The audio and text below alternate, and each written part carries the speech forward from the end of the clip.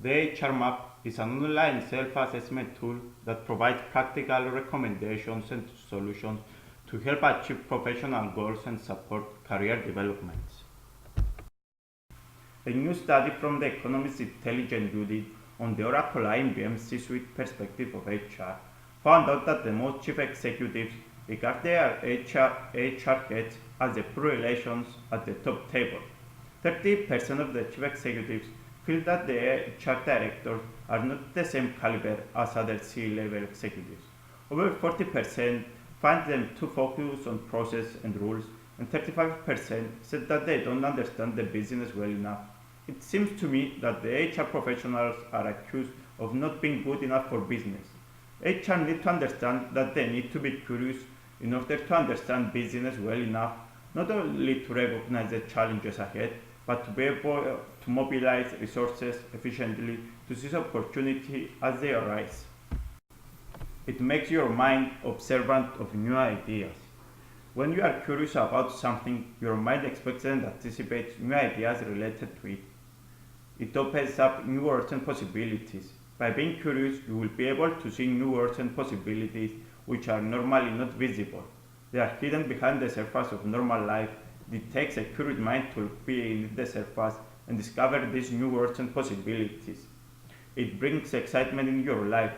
The life of curious people is far from boring. It's neither dull nor routine. How to develop furthermore curiosity? Keep an open mind. This is essential if you are going to have a curious mind. Be open to learn, unlearn, and relearn. Some things you know and believe might be wrong, and you should be prepared to accept the possibility and change your mind. Don't take things as granted. If you just accept the world as it is, without trying to dig deeper, you will certainly lose the holy curiosity. Never take things as granted. Try to dig deeper beneath the surface of what is around you. Read diverse kinds of readings. Don't spend too much time on just one word. Take a look at other words also. It will introduce you to the possibilities and excitement of other words, which may spark your interest to explore them further. One easy way to do this is through reading diverse kinds of reading. Try to pick a book or magazine on a new subject and let it fill your mind with the excitement of a new world. I find myself to be a curious person, and this can be justified from my dissertation assignment. My case study had four main objectives. 1. Are the training techniques that are used effective on the aspect of health and training? 2. Can they get more improved? 3. The cost of recommendations. 4. Did training and the binding methods that are used help with staff retention? As we have seen, there is a variety of objectives to be analyzed and examined in this case study. Moreover, I have chosen to make a mixed method methodology with close-ended case study survey and a face-to-face interview as I try to provide deeper understanding of my objectives. Furthermore, my literature had a variety of readings in order to understand as much I could my subject and provide the best recommendations I could. Another attribute I believe I have shown in this case study is the trait of a decisive thinker.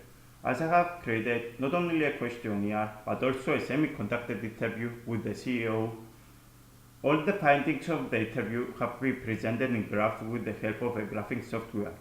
Then, after the analysis of my results, I determined what needed to be done in order to improve the situation for the organization and the employees. Decisive thinker applies and adapts own judgment and criteria to make an appropriate decision for current circumstances. He used previous experience, standards, procedures, and common sense to make a decision. Takes clear decision in a strategic context with many unknown, reviewing and refining plans on an ongoing basis.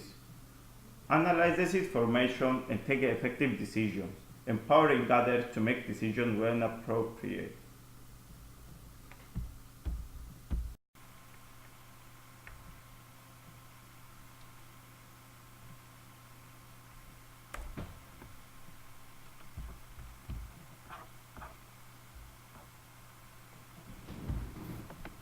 How to develop furthermore decisiveness. Become an integrative thinker. Integrative thinking is the ability to face beneficial the tension of opposing ideas and instead of choosing one at the expense of the other, to create a resolution in the form of a new idea that contains elements from each of the ideas. Pre-plan the strategies. The manager should invest time and thought into creating a high-quality idea.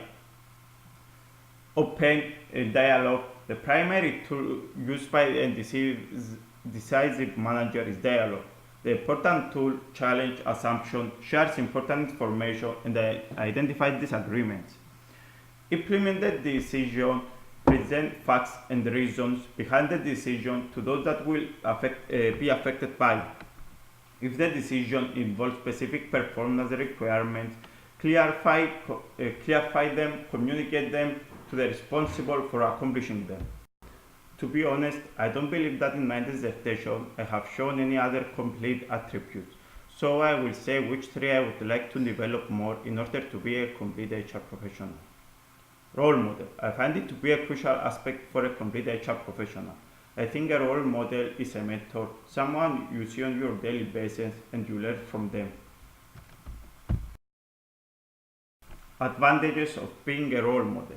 Workplaces become greater ones when employees feel a sense of trust, pride, and camaraderie. If I want to be considered a band for professional, I have to work harder to develop the attribute of the role model. This can be achieved by always doing the right thing in the workplace and not to compromise my standards and values to carry favors. To constantly be educated and develop my business expertise and my professional competencies throughout the organization. Keep up with all the HR news and what other HR professionals do that I might be able to use and develop. Being tidy and organized. Into a good leadership is being tidy and organized. HR managers have to show by example what a good practice is, that tidiness brings effective efficiency.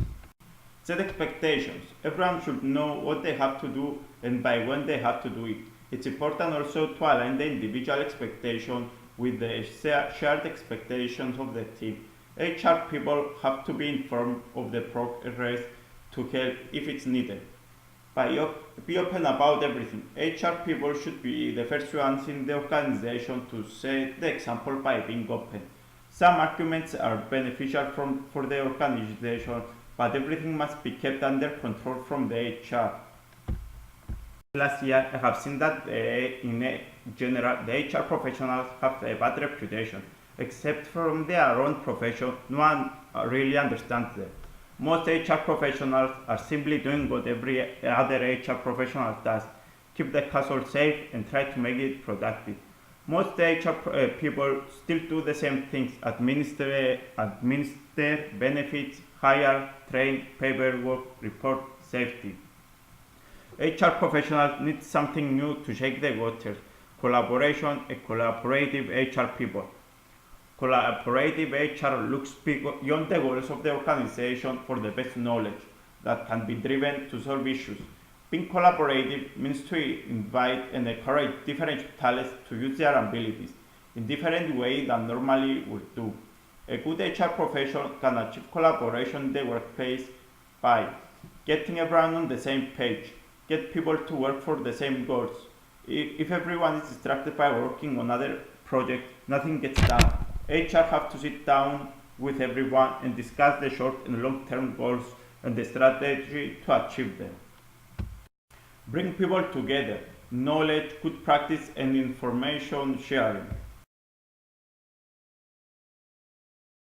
Skilled influencer. One of the most important characteristics to be a good HR is to be a skilled influencer. As I see, the need of being a skilled influencer is crucial because not all the things in the workplace or in life come as we want them. There might be cuts or layoffs. Even the need of change might face resistance. Here comes the need of a person that is able to present the things with the positive side and make everyone less resistant and more open to the changes. One critical responsibility of a leader is to motivate workers to complete important tasks in a timely manner. In manufacturing, for instance, leaders need to influence workers to believe that completing production on time, meet the deadlines, is beneficial also for the organization and for them. Another key is building and maintaining a successful organization is developing other leaders and other high performing employees. This requires that the HR is capable of influencing his employees to set goals and to determine effective strategies to help them to achieve them.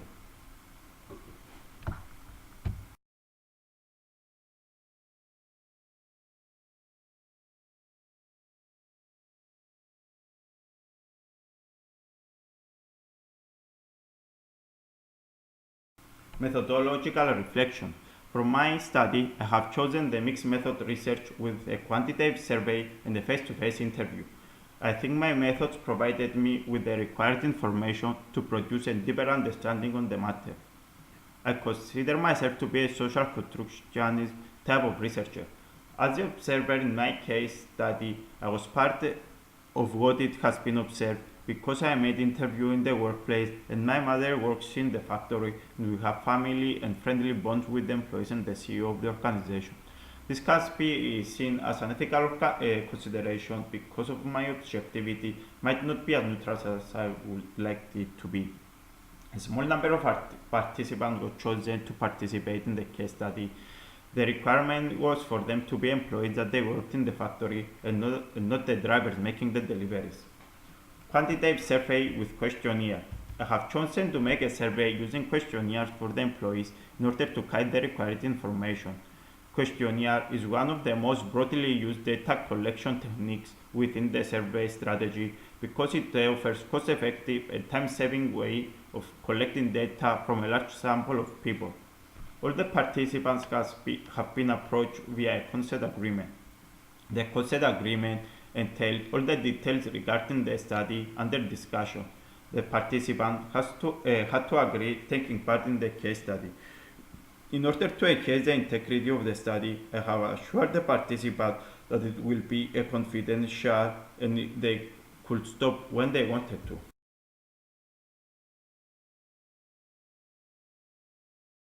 One of my mistakes in my study was that I forgot to prepare a pilot questionnaire. A questionnaire, until it has actually been used in an interview with respondents, it is impossible to say whether it's going to achieve the desired results. For this reason, it is necessary to pre-test the questionnaire before it is used in full-scale survey to identify any mistakes that need to be corrected. Usually, a small number of responders are selected for the pre-test. The responders selected for the pilot survey should be broadly representative of the type of the respondents to be interviewed in the main survey. When the questionnaire has been subjected to a thorough pilot test, the final form of the questions and questionnaire will have evolved into its final form. For the CEO of the organization, I have chosen to make a face-to-face interview in order to have the ability to learn more information on my subject.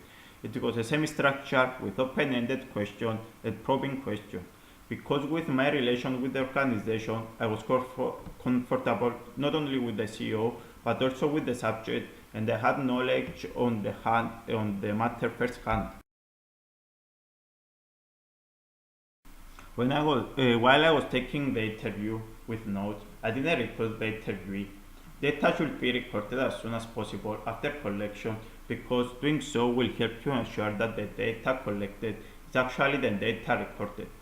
If you rely on your memory and do not record the data until some time after collection, it should be that you don't accurately record the full details of the original data and data can easily be flooded. This is important because it can greatly enhance the reliability of the data because it eliminates the human error. My questionnaire questions and the interview question were approved from an email from my supervisor, Mr. Kenny Gallagher. It is important to have them approved because while I was doing my study, I was representing the University of Sunderland and I had to be appropriate. Written approval for the right to conduct the research with the employees and the CEO had to me from the organization. One of my major considerations was from the ethical viewpoint, as I have a friendly family relation with the employees and the CEO of the organization. Summing up, I don't think that this has affected my objectivity. How to be improved? I think it would have been a better option on the training procedures if I could attend one of the training meetings to see on first hand how the employees get trained, and if I as an external observer I would be informed appropriate to be safe in the factory. Also, if I had research on the job satisfaction in my literature review, I would be able to connect it with the binding to see if they are connected to the training. Also, I haven't used the triangulation to compare the results of my research.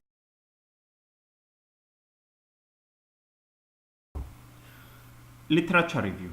At start, my dissertation was about the training on health and safety in my chosen organization and if the ongoing training methods help the organization on this aspect.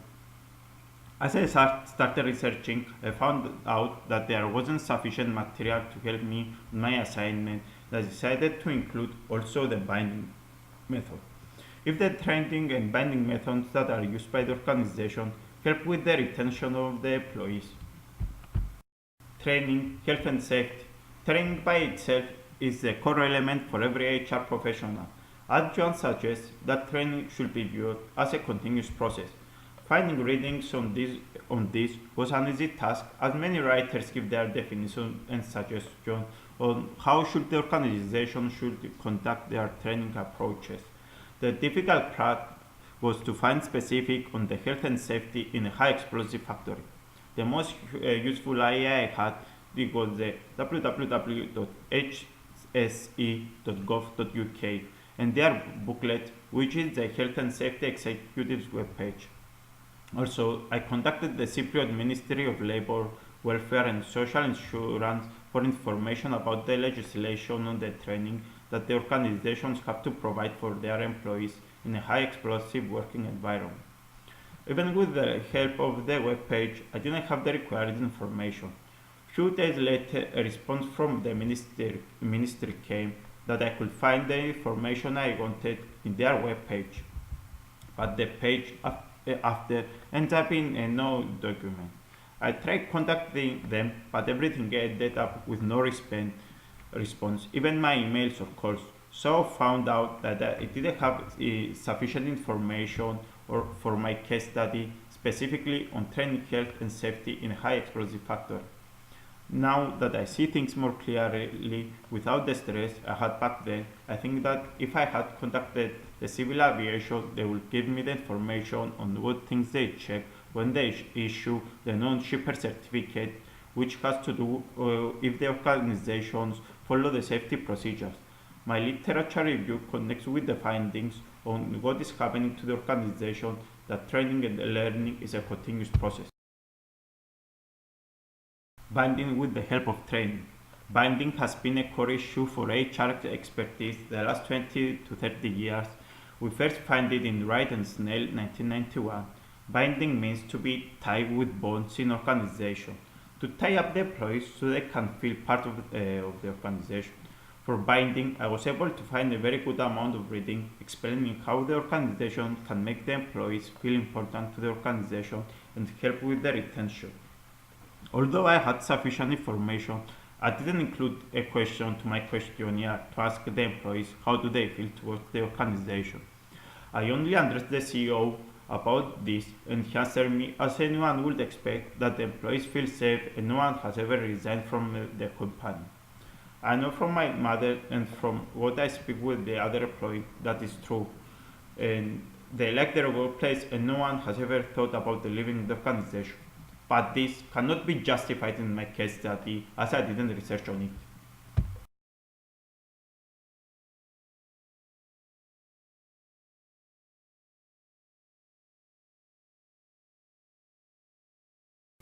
Video and slideshow are good ways to conduct training because you can show case studies to reinforce information explained in text. Also, many times the usage of video can be fun and interesting for those who watch it and might help the learning experience. Many organizations assign BM use video as a training method. Another way the organization can improve its training is with storytelling. Corporate storytelling is interactive in organization vision, mission, and identity, even in rules and regulations, in story form to deliver directions and engage employees. Around 2002, McKinsey 2006 defined storytelling as the engine that is expected to drive to future the organization. I strongly believe that my recommendations, if they put in action, they can help the organization to evolve and perform better training to the employees. After a careful consideration, I'm suggesting coaching from the CEO to be added to my previous recommendation. Targeted employees that might have some issues adjusting or following the safety procedure should be coached from the CEO in order to not to endanger themselves or their co-employees. Coaching can be done by everyone for everyone with no limitation.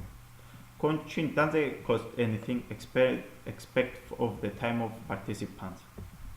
It can be done in an extensive array of circumstances at times that is scheduled and a plan as long as people involved are agree with the potential of such conversations to enhance learning. The person who provides coaching doesn't need to be professional in something because it's a learner who needs to be developed. The use of things that are learned are said to be used immediately. It enables the boost the learner to take additional responsibility for their development. The above-mentioned action plan can help the organization to improve and enrich the existing training courses. Video and slideshow can help the employees to better understand some safety rules and what to do or not to do in some circumstances. Storytelling can be a fun way for the employees to learn and pay more attention. Furthermore, the storyteller can point out some mistakes that exist in the organization without offending individuals. On the other hand, with the coaching, some targeted employees who face difficulties to adjust to new procedures or follow the existing rules have the opportunity to get guided from the CEO of the organization and improve their performance.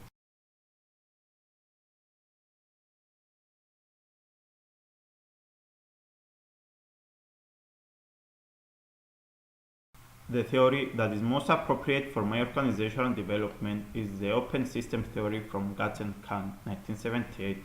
The theory supports that every organization imports inputs where they get modified by other inputs and they produce outputs. In the organization where the research took place, the inputs is the knowledge of the CEO, where through the coaching to the employees, they will develop knowledge and it will be transferred to them, which then delivers the output that is going to be employed with more knowledge.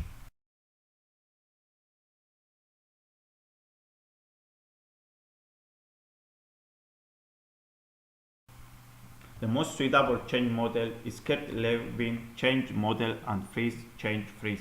We first meet the theory in 1950, which is suitable because of the ability that gives to any given organization to change quickly and adapt to new situations. It can be easily understood with the ice cube that you have to take it to its existent form, melt it, and after to give it the requested shape and freeze it. First comes the unfreeze stage, where the organization sees the need to change something in the training. It might be an order from the European Union or the government, or even when the manager sees something that doesn't suit the organization standards. The change stage is when the employees have to realize the need of why they need to change and the benefits they are going to earn. In this case study, the positive is that they get trained in order to be more safe in their working environment, and the aspect of their safety makes it easier for them to accept the change.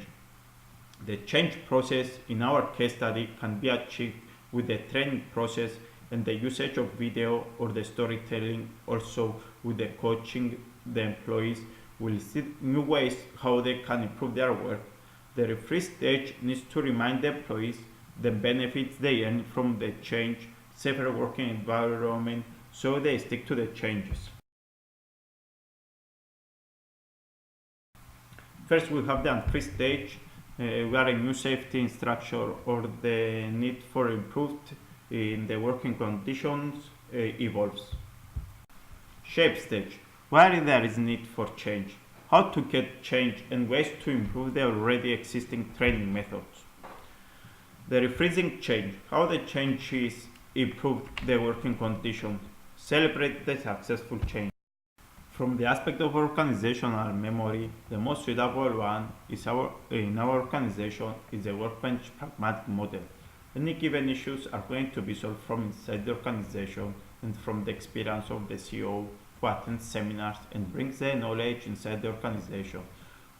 From the training, the most benefit go to the employees who change their working style in order to have a safer working environment.